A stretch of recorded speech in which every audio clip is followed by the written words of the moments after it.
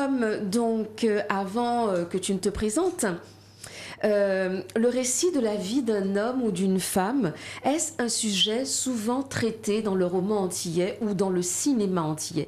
Alors, avant de répondre à cette question, est-ce que tu peux nous en dire un peu plus te concernant? Alors, j'ai dit que tu étais docteur en cinéma, réalisateur, tu as soutenu ta thèse en 2019 à Paris-Sorbonne 1, mais je te laisse nous en dire un peu davantage et ensuite répondre à cette question. Est-ce que le récit de vie d'un homme ou d'une femme peut servir de sujet au cinéma antillais? Très bien, ça fait beaucoup de choses à la fois. Très rapidement, je suis né en Guadeloupe, j'ai grandi en Guadeloupe, et puis je suis monté à Paris pour les études, des études en cinéma, puisque comme on le sait, il y a quelques années maintenant, il n'y avait pas de formation dans ce domaine-là en études supérieures. Donc je fais une école de cinéma, et puis dans une vision assez romantique de ce domaine, je me lance corps et âme dans mes projets de films en tant que réalisateur, bon, sachant que j'ai une formation à l'image à la base, caméraman. Et puis, nous savons à quel point ce domaine est un domaine complexe et où voilà, les réseaux de pouvoir sont extrêmement développés. Donc, en parallèle de mes projets qui avançaient à une certaine allure, je me suis raccroché au système universitaire, ce qui m'a amené à valider un master en cinéma, donc en études cinématographiques, c'est-à-dire que là, on est du côté de ce qu'on appelle la théorie du cinéma.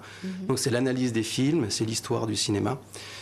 Master qui donc a porté sur quelques films du cinéma antillais de 1995 à 2010. Et puis à la fin de ce master, un ensemble de pistes se dégage et surtout je me rends compte qu'il y avait à ce moment-là très très peu de thèses au niveau international faites sur le cinéma des Antilles françaises. Il y en avait 2 et puis il y avait quelques masters et quelques travaux de master 1. Et donc je me suis lancé dans la grande aventure d'une thèse sur le cinéma antillais qui précisément porte sur l'intégralité des longs métrages de fiction réalisés par des réalisateurs antillais ou d'origine antillaise, toutes origines confondues bien entendu. Je dis d'origine antillaise pour la communauté antillaise qui vit en France hexagonale ou la diaspora antillaise qui vit à l'étranger ou dans d'autres régions du monde. Et donc l'objectif était de brosser le panorama le plus exhaustif possible de ce cinéma pour voir en quelle mesure il aurait des caractéristiques, que ce soit au niveau thématique, au niveau des personnages, au niveau narratif, au niveau dramatique, au niveau esthétique, etc. D'accord. Alors justement, je reviens à si je puis me permettre, oui, et donc en parallèle, je le précise rapidement, j'ai avancé sur des projets en réalisation et en particulier, je vous fais grâce de la liste de mes productions, mais j'ai fait un documentaire sur la littérature antillaise, précisément sur l'œuvre d'Édouard Glissant, documentaire qui s'intitule Poétique du divers, dans lequel je suis très heureux. Dans lequel je suis très heureux d'avoir eu Glissant évidemment comme intervenant, puisque j'ai pu travailler comme caméraman, réalisateur dans son association pendant plusieurs années. Et bien j'ai également eu la chance de pouvoir y mettre Patrick Chamoiseau, Ernest Pépin, et en particulier aussi Marie Scondé. Voilà. Très bien. Donc, absolument. Donc, je tenais à souligner ce travail-là. C'est un travail extrêmement riche, fourni et qui sert, je suppose, de base à tous ceux qui se lancent dans des études aujourd'hui de cinéma. Non, pas du tout ou... Ce documentaire sur la littérature antillaise, il commence à intéresser des professeurs en université qui l'utilisent comme outil pédagogique d'introduction à certains aspects de la pensée et de l'œuvre de Glissant. D'accord. Alors, je reviens à ma question pour rebondir donc sur le roman de Robert Procida. Est-ce que les récits de vie, donc les récits autobiographiques, est-ce que ce sont des sujets qui sont souvent traités dans le cinéma antillais? Alors, c'est une question très intéressante parce qu'en fait, c'est rare à ce jour. Alors, il y a quelques cas très intéressants. On peut penser au film Aliker, sur le journaliste martiniquais André Aliker, dont on sait qu'il était un farouche opposant du système colonial et de la caste béquée en Martinique, qu'on a retrouvé assassiné. Tout à fait. Mais tendanciellement, le cinéma antillais se focalise assez peu sur des personnages individuels. Le niveau d'individuation des personnages dans le cinéma antillais est en train de se mettre en place, dirais-je, depuis 5 à 8 ans. C'est-à-dire que fondamentalement, le cinéma antillais, par obsession, est un cinéma du nous, c'est un cinéma du groupe. Que ce soit le quartier, que ce soit la cour, que ce soit le peuple guadeloupéen, que ce soit la nation guadeloupéenne telle qu'elle est conçue par les personnages.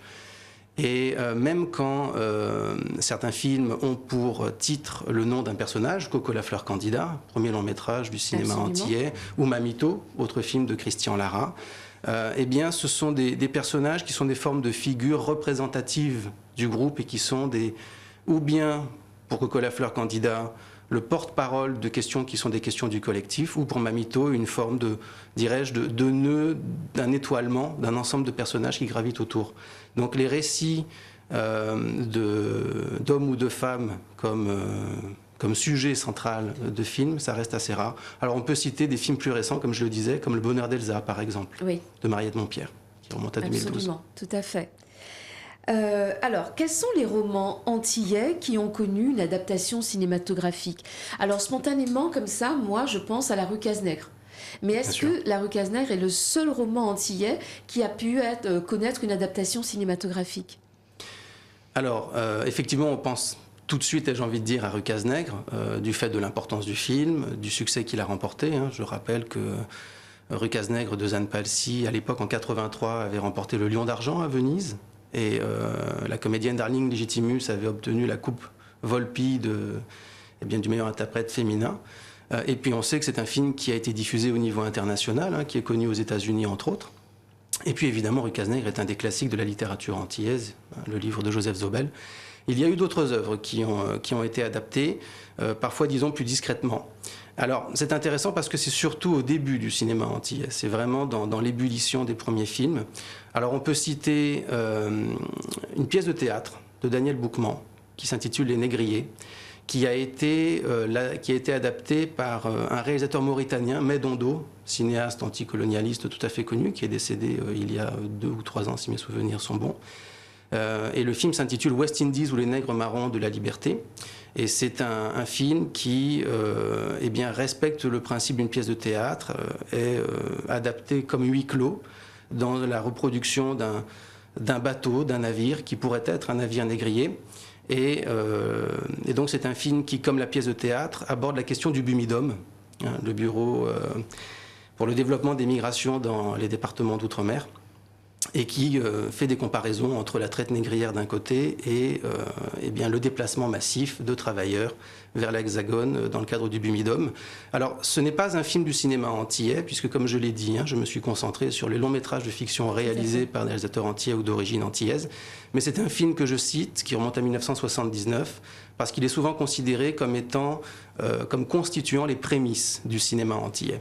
Et puis juste après, on a le premier long métrage de fiction antillais, mais qui par contre n'a pas connu d'exploitation commerciale en salle, qui s'intitule Des rives ou la femme jardin, qui est de Jean-Paul Césaire, donc du côté de la Martinique, Jean-Paul Césaire étant évidemment un des fils d'Aimé Césaire, qui n'est plus à présenter, et qui est donc l'adaptation assez libre d'une nouvelle de René de Pestre, Alléluia pour une femme jardin. Jardin, tout à fait. Donc on va du côté de la littérature haïtienne, ce n'est pas la littérature antillaise au sens où on l'entend, mais c'est de la littérature caribéenne, francophone.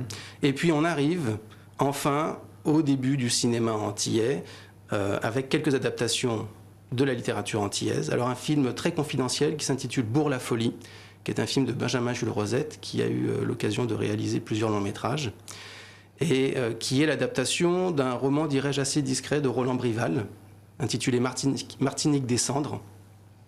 Et le souci, c'est qu'on ne peut pas faire d'analyse comparative entre le livre et le film, puisque le film est considéré comme étant perdu à ce jour. Donc la seule possibilité que j'ai eue a été de faire un entretien dans un café parisien avec le réalisateur, d'obtenir quelques informations sur des questions ciblées. Mais à ce jour, on ne peut pas faire d'analyse comparative, bien entendu. Néanmoins, au regard de l'entretien que nous avons pu avoir, le film est une adaptation assez fidèle du livre, avec un engagement politique très fort, puisque ça se passe dans un bourg de marins-pêcheurs, pour moitié marins-pêcheurs et de l'autre côté travailleurs de la canne. Et il y a un instituteur du bourg qui part dans une forme de folie, du moins le suppose-t-on, et qui donc effectue une forme de marronnage en se prenant pour un arawak. Et il va revendiquer une meilleure répartition des terres agricoles. Question qui, on le sait, est extrêmement ancrée dans l'espace antillais. Absolument. Et puis on arrive à Rue Cazenègre, bien entendu, Alors il y a beaucoup de choses à en dire. On est face à une adaptation aussi assez fidèle du roman, mais qui sur certains points est politiquement plus musclé, dirais-je, plus marqué que le roman. En particulier, il y a Sylvie César qui a fait un livre qui est une étude comparative eh bien, entre le livre et le roman.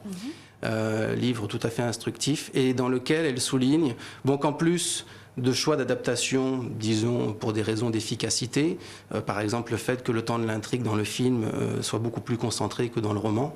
On est sur 2 ans de la vie du jeune José dans le film, alors qu'on est sur 14 ans dans le roman. La fusion aussi de 2 personnages, la grand-mère et la mère, qui donnent la fameuse Mantine dans le livre, dans le film, autant pour moi. Tout à fait.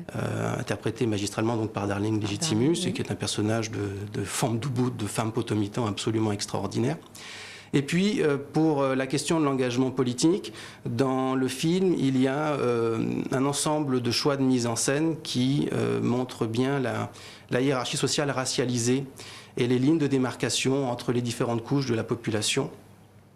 Et en particulier, il y a 2 aspects qu'il me semble important de souligner et qui sont propres au film. C'est que dans le film, il y a l'intrigue secondaire de Léopold, qui est un très bon ami du jeune José, Absolument. qui est un mulâtre, donc fils d'un béquet et d'une femme noire. Et au moment où le béquet décède, il refuse de donner son nom à son fils du fait que c'est un mulâtre. Et dans le roman, c'est une intrigue tout à fait secondaire qui est racontée rapidement par un personnage, mais qui n'est pas en soi un pan de l'intrigue, ce qui est le cas dans le film. Donc on voit bien la question que ça pose, bien entendu. Et puis un autre aspect, c'est lorsque l'instituteur refuse de reconnaître un devoir au jeune José, parce que c'est l'un des rares petits noirs de la classe, et il refuse l'idée qu'il ait pu produire un texte d'une si grande qualité, c'est-à-dire qu'il lui refuse une capacité d'intelligence. Alors que dans le roman, il y a ce moment, mais qui n'est pas développé de manière aussi marquée que dans le film. Alors, je vais être obligée de t'interrompre, Bien même sûr. si c'est extrêmement passionnant. Bien sûr. Tu as un petit peu dit, ma question suivante, c'était est-ce qu'on trouve facilement ces films dont tu as parlé, hormis La Rue Cazenègre, et est-ce que le public connaît les films dont tu as parlé ? Toujours hormis La Rue Cazenègre. Donc, bon, tu l'as dit un peu, certains sont tombés... certains justement n'ont pas pu être accessibles puisqu'ils ont disparu, d'accord ? Alors, quelles sont les principales difficultés que rencontrent notamment les réalisateurs antillais pour adapter nos romans au cinéma ? Parce que finalement, quand je t'écoute, il n'y en a pas tant que ça qui a été adapté. Alors, quelles sont les principales difficultés que les réalisateurs rencontrent, selon toi ? Oui, selon moi, oui, parce que ce serait un avis personnel. Tout d'abord, je précise qu'il y a quelques autres adaptations. Je les cite très rapidement. Il y a un film de Christian Lara qui est tourné du côté de l'Afrique, qui s'intitule Black, qui est une adaptation d'une pièce de théâtre de Julius Amédée Lahoud, qui s'intitule Ne m'appelez jamais nègre. Et puis, Christian Lara va faire une autre adaptation cinématographique d'un livre. C'est Papa, est-ce que je peux venir mourir à la maison de Tony Delcham, des années 90. Et il en fait 2 films. Il fait un téléfilm en 2001. Oui, je crois avoir marqué 98 dans mes visuels, mais c'est en 2001. Et puis il en fait une seconde version tournée en anglais à Saint-Martin en 2004 qui s'appelle Cracking Up, évidemment par rapport à la question du crack. Et puis on a Le Gang des Antillais de Jean-Claude Barny, dont il faut rappeler que c'est l'adaptation du récit de Loïc Léry qui a véritablement appartenu à ce gang des Antillais qui braquait les postes à Paris et en région parisienne. Tout à fait. Toujours avec évidemment des choix d'adaptation qui sont souvent faits pour des raisons politiques ou de revendications de divers ordres. Alors quelles sont les problématiques rencontrées par les réalisateurs antillais concernant l'adaptation d'œuvres de la littérature antillaise? C'est une question à laquelle je n'ai pas prétention à répondre exhaustivement. Alors c'est vrai qu'on voit qu'on a au total 5 adaptations sur un total de 67 films faits par des réalisateurs antillais, que ce soit ici aux Antilles françaises, ce que j'appelle le cinéma antillais pays, que ce soit les films se déroulent en France hexagonale, que j'appelle le cinéma antillais Lot Bodlo, ou que ce soit les films qui se déroulent ailleurs, dans d'autres régions du monde, ce que j'appelle le cinéma antillais tout de bas. Donc on se dit qu'il y a effectivement une forme de gouffre, j'ai envie de dire, entre la littérature antillaise, surtout quand on voit à quel point elle a réussi à faire éclat, et j'ai envie de dire, au niveau national et international, et puis ce cinéma. Alors, il me vient 2-3 facteurs. il me semble déjà qu'on est face à une littérature, et je le dis de manière tout à fait améliorative, qui a, pour beaucoup d'auteurs, eu, et a toujours d'ailleurs, une très grande prétention, un très haut niveau de langage, avec une recherche stylistique et la quête d'un langage propre. Aimé Césaire parlait d'une négrification de la langue. Les auteurs de la créolité parlent d'une créolisation de la langue, de même que Glissant parle d'une créolisation de la langue. Et je pense que cette hauteur, cette recherche-là, a pu peut-être un petit peu limiter les désirs ou les tentations d'adaptation cinématographique par des réalisateurs. Encore une fois, c'est un avis personnel. Un autre point, c'est qu'il me vient peut-être que, bien que se connaissant, d'un côté les auteurs et de l'autre les réalisateurs ne se sont peut-être pas suffisamment côtoyés. Je ne suis pas certain que la mise en relation ait été suffisamment avancée. Et puis ensuite, l'adaptation cinématographique, c'est tout un domaine en soi.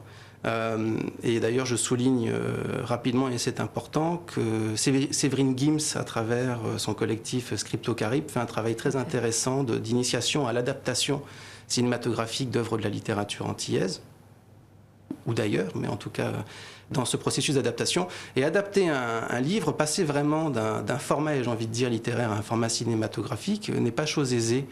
Et ça rejoint peut-être le fait que pendant un certain temps, beaucoup de professionnels du cinéma antillais, qui ont tout de même fait des films, et parfois de très grande qualité, n'aient pas forcément de formation ou de connaissances spécialisées dans l'écriture scénaristique. Et il est possible que ça ait aussi constitué un frein à un moment donné. D'accord.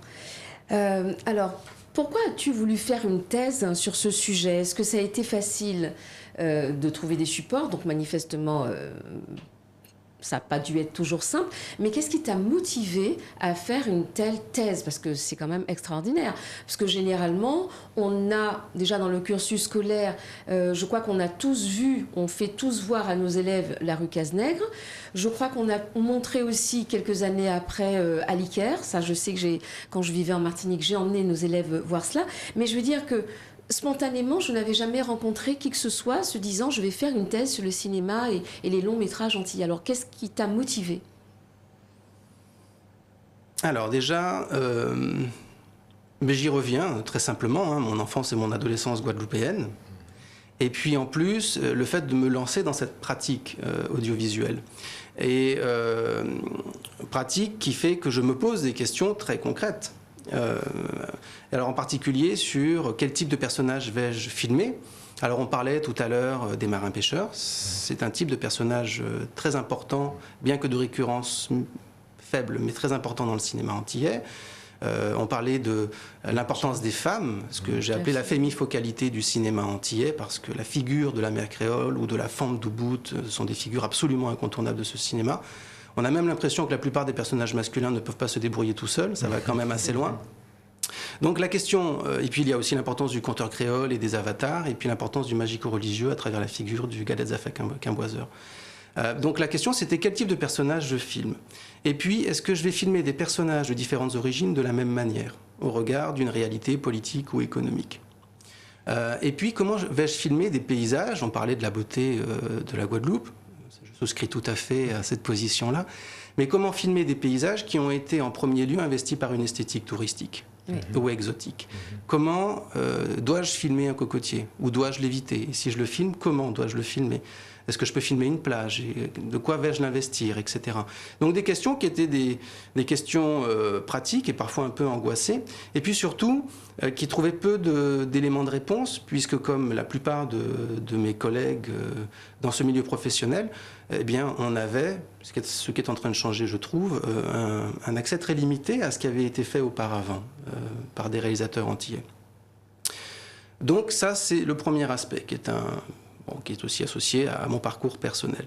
Et puis, j'y reviens, à la fin du master, je me rends compte qu'il y a très très peu de recherches doctorales qui ont été faites. Alors, il y en a eu bien sûr, mais par des doctorants qui ont rencontré le même problème que moi, c'est l'accès au film. Puisque pour le dire rapidement, des débuts du cinéma entier, donc 1977 à 1995, la plupart des films n'ont pas été édités sur support vidéo.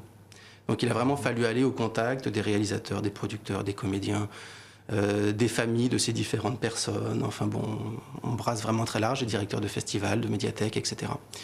ce qui a quand même impliqué un travail de recherche de support sur à peu près 2 ans. Et puis, ce qui m'intéressait en particulier, ce qui m'intéresse toujours dans cette recherche, c'est de voir en quelle mesure, peut-être sans s'en rendre compte, et je pense que ça n'a pas toujours été fait consciemment, eh bien, les réalisateurs de ce cinéma ont réussi à apporter plus que leurs pattes, définir une voix, V-O-I-X, V-O-I-E, qui soit propre au cinéma antillais. J'y reviens au niveau thématique, des personnages, etc. Et donc voir comment on peut se baser sur ce qui a déjà été fait, eh bien, pour continuer à faire du cinéma, mais d'une manière qui nous soit particulière. Absolument. Vraiment, Guillaume, nous te remercions parce que tout ce que tu dis est vraiment très intéressant. Je poursuis encore avec quelques questions. Est-ce que c'est une demande des auteurs antillais de voir leur roman adapté? Est-ce que, par exemple, un romancier est déjà venu te voir en disant « tiens, moi j'ai écrit quelque chose, j'aimerais bien ». Est-ce que c'est vraiment une demande des auteurs ou pas du tout? Alors, je ne suis pas sûr de pouvoir répondre à cette question. Donc, à titre personnel, non, je n'ai pas été abordé par un auteur de la littérature antillaise. Quoique si, il y a quelques années, il est vrai, je me permettrai de ne pas le citer, mais alors, je ne sais pas très bien si des auteurs ont ce désir-là, et je n'ai pas suffisamment d'informations, d'éléments pour répondre sur cette question-là au niveau global. Il est tout à fait possible qu'il y ait des interactions qui soient en train de se faire. D'accord. Notre avant-dernière question. Parmi les adaptations de romans que tu as citées, laquelle ou lesquelles t'ont le plus marqué? Rue Cazenègre, de manière tout à fait évidente. Et Des Rives où la femme jardin est également une adaptation intéressante, parce que Jean-Paul Césaire garde les fondamentaux de l'intrigue, dirais-je, de la nouvelle de Pestre, mais va sur un champ politique et d'observation du tissu économique martiniquais, dirais-je, approche très césarienne, c'est-à-dire que c'est à la fois l'adaptation de cette nouvelle et en même temps une forme de véhicule pour aller vers des questions d'ordre, dirais-je, plus large au niveau du collectif. Et puis en particulier la question de la souffrance de l'exil aussi. Parfois la difficulté d'adaptation pour des Antillais à vivre dans la durée en France hexagonale, le besoin du retour au pays natal, pour reprendre une expression consacrée dans l'espace césarien. Voilà, ce sont ces adaptations-là qui me parlent. Et Le Gang des Antillais est également une adaptation intéressante, notamment dans des choix qui diffèrent entre l'écriture du livre et l'écriture du film. Des manières différentes de formuler des revendications. On voit que Le Gang des Antillais de Loïc Cléry, à l'époque, s'inscrit nettement dans une revendication autonomiste ou indépendantiste, avec énormément un discours très critique sur la société française, éléments qui sont maintenus en partie dans Le Gang des Antillais, mais qui se pensent beaucoup plus dans la question d'une inclusion dans l'ensemble français, en allant du côté d'une lutte sociale, disons moins racialisée que ça n'était le cas dans le livre de Loïc Cléry. Donc on voit bien ce qu'on appelle des changements de pied, des changements de position en fonction des époques, par rapport à des modulations de lutte politique. Nous allons terminer donc cet entretien par une dernière question. Toi, en tant que citoyen, quel est le roman antillais que tu voudrais voir adapté, ou quel est le roman que tu souhaiterais voir adapté? Un roman de cœur, un roman coup de cœur antillais que tu voudrais voir adapté? C'est une question difficile parce qu'il y a beaucoup d'œuvres tout à fait phénoménale, j'ai envie de dire, tant dans ce qu'elle brasse que dans les modalités d'écriture. Voilà, quand on voit Marie Scondé, Patrick Chamoiseau, Raphaël Confiant, Gisèle Pineau, Daniel Maximin, les Schwarzbart, etc., et on ne va pas tous les citer, il y a vraiment le choix. Je vais être un peu chauvin, je serai du côté de la Guadeloupe, et en particulier du côté de Marie Scondé, notre grand prix Nobel, littérature alternative 2018, absolument, je le rappelle, c'est important. Et je pense en particulier donc à Sélanir Coucoupé, voilà, qui est vraiment un roman de Marie Scondé pour lequel j'ai une affection très particulière et qui est selon moi l'un de ses romans les plus profondément ancrés dans l'histoire, dans le réel et dans le magico-religieux guadeloupéen, avec également Traversée de la mangrove ou pour partie Les Derniers Rois Mages, bien sûr. Mais là, on est vraiment, me semble-t-il, dans une traversée extrêmement poussée du réel guadeloupéen et par extension antillais. Et c'est le livre auquel je pense tout de suite.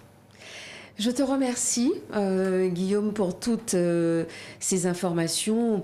Je crois qu'on a appris beaucoup de choses, n'est-ce pas, Robert? C'était vraiment très, très enrichissant.